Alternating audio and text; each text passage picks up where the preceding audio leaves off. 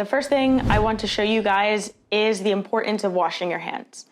I'm going to show you why we need to wash our hands for 20 seconds. This part of the video is something that you can share throughout your entire community. This is especially useful for children to help them understand why they need to wash their hands, and it's a good learning exercise. Okay everyone, so for this video, I want to stress the importance of washing your hands, and in this experiment, we're going to see exactly why it's so important to do such an everyday thing. So for this experiment, we're going to take some oil and put it on a plate. And we're doing this because viruses are coated with a lipid layer, and lipids are fat. So this is going to represent our virus. We're going to take some coffee grains and sprinkle it over.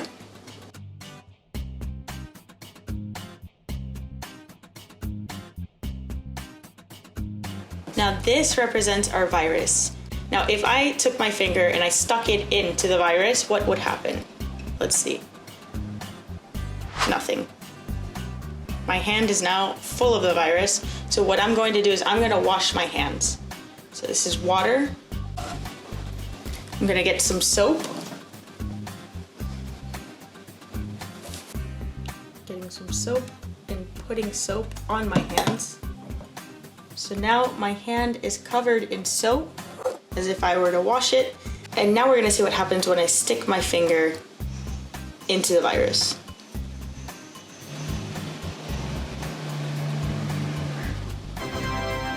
You can actually see the virus moving away from my finger, and that's because I have the soap on.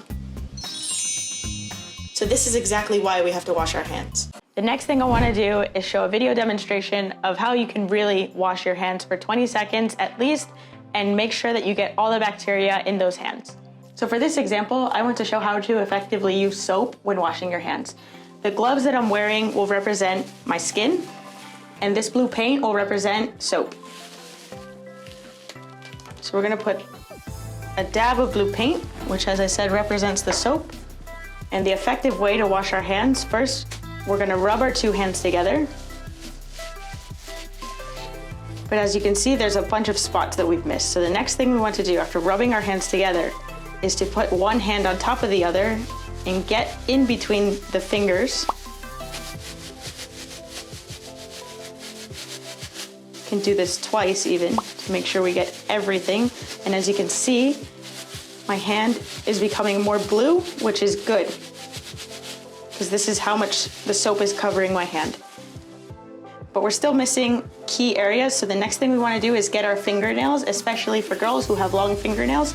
So we start by making a circular motion to get the fingernails.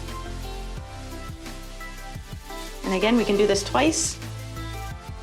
And the next step is to really get under the fingers just to make sure we have everything.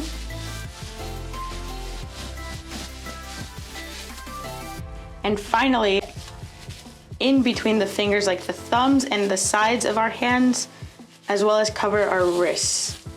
So we want to make sure we do this up to our wrists.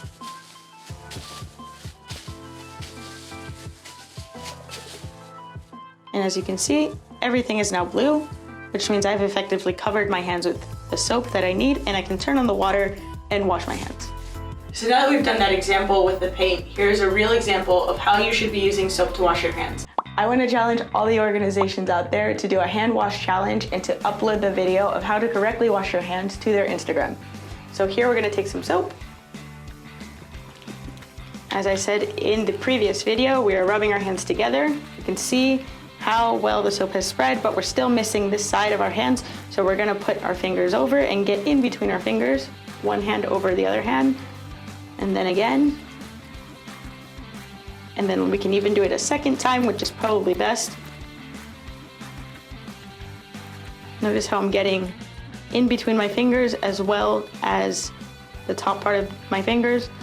Next step is, especially for girls who have long nails, to do a circular motion like this, to get right under the nails. We're going to repeat it again.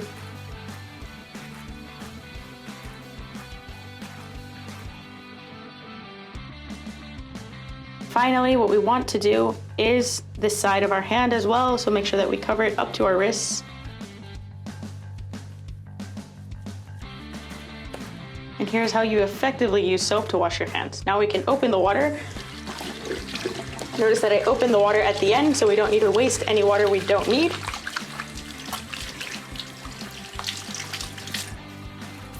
And voila. If you find yourself in short supply of water or soap for any reason, you can use hand sanitizer. A hand sanitizer with at least 60% rubbing alcohol content in it will actually be effective enough to kill the virus. If you can't get hand sanitizer or antibacterial soap and water, what you need to do is stay away from your face. Don't touch your face at all. Avoid touching your eyes, mouth, and nose with unwashed hands. The last thing I want to talk about is the fact that a lot of organizations deal with children, and we can't always guarantee that children are going to wash their hands or be good about it. So one idea that we've thought here at Emisari is to actually take a stamp and place it on the children's hand, stamp them, and the rule will be that by the end of the day, they need to have that stamp disappeared. That means that they'd have to wash their hands several times throughout the day so that the stamp disappears.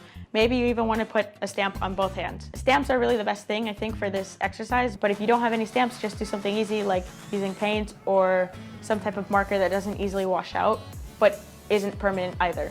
It's going to take everyone fighting the virus and doing their part to not make it bigger than what it is already. Even if your community isn't affected now, take these steps and measures in place so that you can protect your family, your elderly, and your loved ones. New York City, it's about to get a lot worse, and if it's not bad in your community yet, put these practices into place to prevent it from getting to where we are now.